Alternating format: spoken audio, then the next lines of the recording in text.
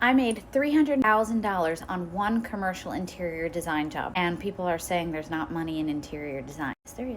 That was before expenses. It was a specific kind of project, and I didn't make it just in the design fee. Here is how I did it. But before I get into that, make sure you're following and make sure you are saving these videos so that you get more tips and tricks on how to become an interior designer who actually makes money. One, I use my company's project pricing estimator, which I actually have on the website under tools if you want to use it too. That helped me break down that commercial projects areas to understand about how much I should be charging for the design of each area and all the other little things that we charged more for, like renderings, for example, or project management. And then I had an idea of the bulk price to charge. That was my design fee. As I mentioned, there's another fee in there for project management because we did things far outside the scope of just designing. If you're hesitating charging for a project management fee, remember that there are separate careers, especially in construction, where somebody is hired just to do project management. So why are you doing it for free? Also, as I mentioned, we charge separately for renderings. I also made sure that a certain number of site visits were included in the contract, and anything outside of that was going to cost more per day because this was a travel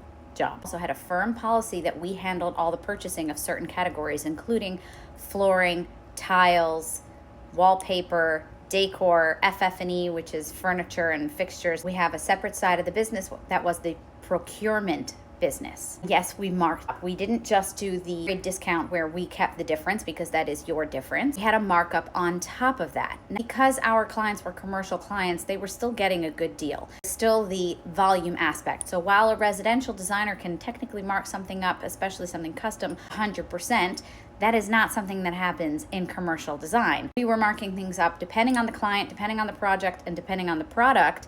We were marking things up anywhere from 8% to, I would say, 20%, depending on the item. For those of you getting flustered by this, please remember that there are procurement firms, separate companies that commercial developers hire to handle their purchasing.